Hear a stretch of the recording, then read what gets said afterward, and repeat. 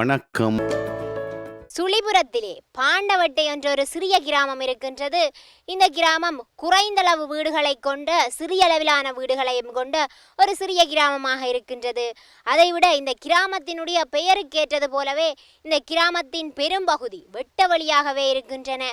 அதைவிட யுத்தம் காரணமாக இடம்பெயர்ந்து வந்த மக்கள் பலர் இந்த பகுதியிலே முகாம்களை அமைத்தும் தங்கி இருக்கின்றார்கள். அப்படியான ஒரு கிராமமாகத்தான் இந்த பாண்டவட்டை கிராமம் இருக்கின்றது. வணக்கம் தாய்நாடு நிகழ்ச்சியின் இந்த பகுதியினூடாக இந்த பாண்டவட்டை பற்றிய பல்வேறு தகவல்களையும் அறிந்து கொள்ள தொடர்ந்தும் எங்களுடன் இணைந்திருங்கள்.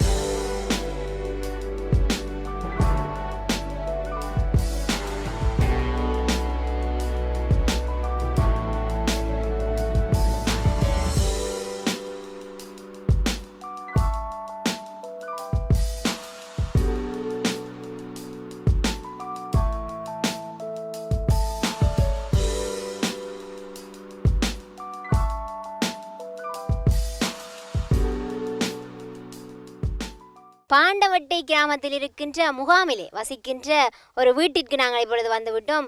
இந்த வீட்டிலே 2 சிறுவர்கள் இருக்கின்றார்கள். இந்த சிறுமியோட உரையாடி பார்த்தோம். இவரோடு உரையாடிய போது எங்களுக்கு மிகவும் பிடித்து விட்டது. சரி, இப்பொழுது நாங்கள் கொஞ்சம் உரையாடி பார்க்கலாம். வணக்கம் தங்கச்சி. வணக்கம் அக்கா. உங்களோட சொந்த இடம் எது? எங்களை பருத்துறை. எப்போ நீங்கள் இந்த இடத்துல வந்து குடியிருந்த? நீங்கள் 2004. நாங்கள் இப்போ வந்து 14 வருஷமாகுது. எப்படி இருக்குது இந்த ஊர்? உங்களோட சொந்த ஊர் எப்படி இருக்குது? எங்கள் சொந்த ஊரை விட நல்லதாக இருக்குது. ஆனால் இங்கே நிறைய பிரச்சனை இருக்குது தானே. நீங்கள் வசிக்கிற வீடு ஒரு சின்ன வீடு, அதை பற்றி சொல்லுங்கள். உங்களோட வாழ்க்கை இங்கே எப்படி இருக்குது அதை பற்றி சொல்லுங்கள் பாப்பா. வீடு எங்களுக்கு வீட்டு திட்டம் கேட்டு எங்களுக்கு தரையில்லை. அப்போ அப்பா 2 கல்யாணம் செஞ்சு அதால் இது எங்களோட காட்டில் இல்லை அப்பாண்ட பேர்.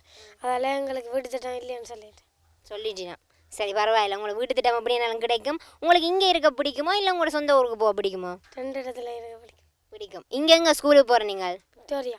நல்லா படிப்பீங்களே? சரி, நல்லா படியுங்கோ. உங்களோட குடும்பத்தை நீங்கள் தான் நல்லா காப்பாற்றணும். என்ன, உங்களை வீட்டு திட்டம் கிடைக்கும், அரசாங்கத்தில் நல்ல உதவிகள் எல்லாம் கிடைக்கும். நீங்கள் நல்லா படியுங்கோ.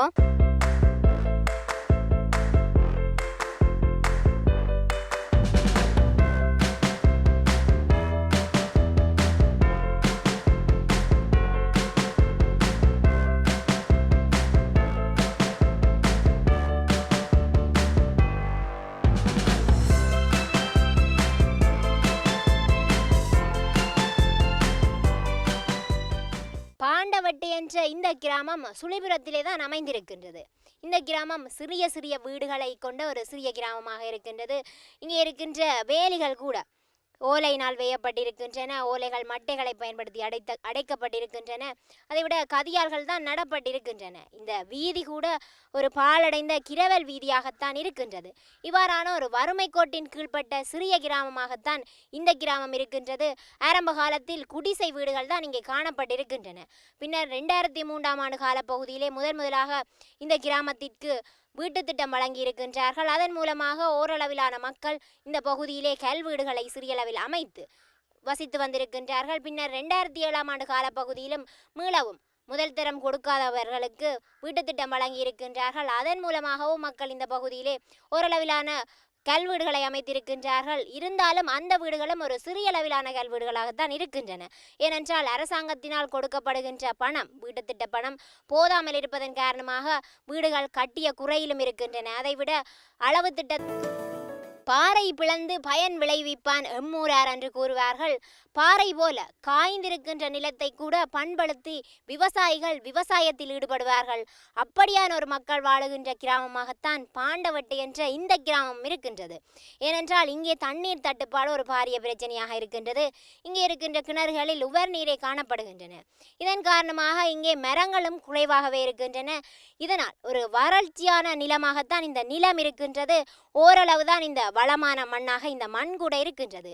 இருந்தாலும் இந்த மண்ணையும் பண்படுத்தி இந்த பகுதியைச் சேர்ந்த விவசாயிகள் விவசாயத்தில் ஈடுபட்டு வருகின்றார்கள். அதிகளவில் பெரும்போக நெற்பயிற்சியை இங்கே மேற்கொள்ளப்படுகின்றது. அதைவிட சிறுபோகமாக இவ்வாறான தானிய பயிர்கள், மரக்கறி பயிர்கள் போன்றவற்றையும் இந்த கிராமத்தைச் சேர்ந்த விவசாயிகள் பயிரிட்டு வருகின்றார்கள்.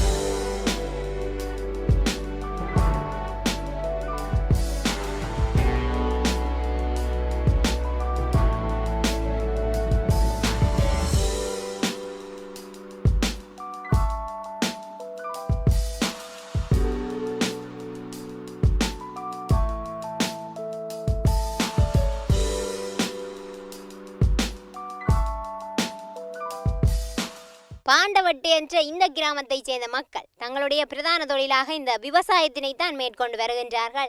விவசாயத்தோடு இணைந்த மந்தை மேய்த்தலையும் இந்த பகுதியைச் சேர்ந்த மக்கள் மேற்கொள்கின்றார்கள். அப்படியான ஆடு மாடுகள் கட்டுவதற்கான தொழுவத்தினை தான் நேர்கள் எனக்கு பின்னால் இப்பொழுது பார்த்து கொண்டிருக்கின்றீர்கள். காலை நேரங்களில் வயல்வெளிகளிலே இந்த ஆடு மாட்டினை மேய விடுவார்கள். இரவு நேரங்களில் இவ்வாறான தொழுவங்களிலே கொண்டு வந்து கட்டி விடுவார்கள். கட்டிவிட்டு முன்புறமாக வைக்கோல் பறித்திருக்கின்றார்கள். அந்த வைக்கோலை எடுத்து அவற்றிற்கு உணவாக போடுவார்கள். இவ்வாறுதான் இந்த பகுதியைச் சேர்ந்த மக்கள் தங்களுடைய மந்தை மேய்த்தல் தொழிலினை மேற்கொள்கின்றார்கள்.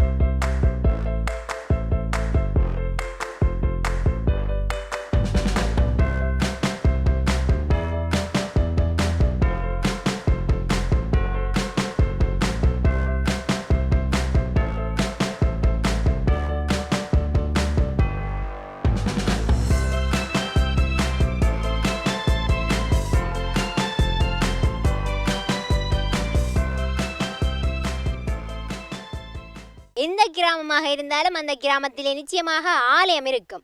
ஒரு கிராமம் எப்படி இருக்கிறதோ அவ்வாறு தான் அந்த ஆலயத்தினுடைய அமைப்பும் இருக்கும். வசதியான கிராமம் என்றால் பெரிய அளவிலான ஆலயங்கள் இருக்கும். சிறிய கிராமம் என்றால் சிறிய அளவிலான ஆலயங்கள் இருக்கும். அதே போலத்தான் இந்த பாண்டவட்டி என்ற இந்த கிராமமும் ஒரு சிறிய அளவிலான கிராமமாக இருக்கின்றது. அதனால் இங்கே இருக்கின்ற ஆலயமும் ஒரு சிறிய அளவிலான ஆலயமாகத்தான் இருக்கின்றது. இந்த ஆலயம் ஒரு கிராமிய தெய்வத்தினுடைய ஆலயம். கிராமிய தெய்வமாகிய பேச்சி அம்மனுடைய ஆலயமாகத்தான் இந்த ஆலயம் இருக்கின்றது. இந்த ஆலயத்திலே வேள்வி கிரிகைகள் இடம்பெறும். இப்பொழுது இந்த ஆலயத்தினுடைய கிரிகைகள் ஆரம்பித்து விட்டன. 8 நாள் தொடர்ந்து இந்த வேள்வி கிரிகைகள் நடைபெறும்.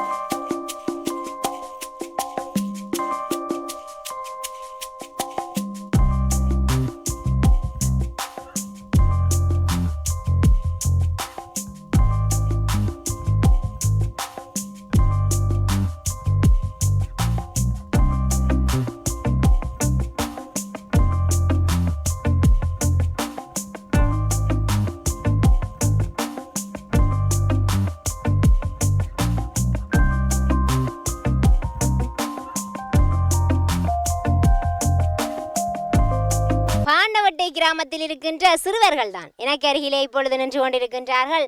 இவர்களோடு நான் சற்று நேரம் விளையாடிவிட்டு தான் செல்ல போகின்றேன். அதற்கு முதல் வணக்கம் தாய்நாடு நிகழ்ச்சி. இந்த பாண்டவட்டை கிராமத்தில் இருக்கின்ற சனசமூக நிலையத்தோடு இணைந்து இயங்குகின்ற முன்பள்ளியினைத்தான் நேயர்கள் இப்பொழுது பார்த்து கொண்டிருக்கின்றீர்கள். திருநாவுக்கரசு பாலர் பாடசாலை என்று இதனை அழைத்து வருகின்றார்கள். 1988ஆம் ஆண்டு காலப்பகுதியிலே இந்த பாலர் பாடசாலை ஆரம்பிக்கப்பட்டிருக்கின்றது. இந்த இடத்திலிருந்து வணக்கம் தாய்நாடு நிகழ்ச்சியின் அடுத்த பகுதிக்குள்ளே உங்களை அழைத்து கொண்டு செல்ல போகின்றோம். அதற்கு முதல் இப்பொழுது நாங்கள் ஒரு சிறிய விளம்பர இடைவெளி எடுத்துக்கொள்வோம். இது உங்கள் வணக்கம் தாய்நாடு. எங்களுடன் என்று இணைந்திருங்கள்.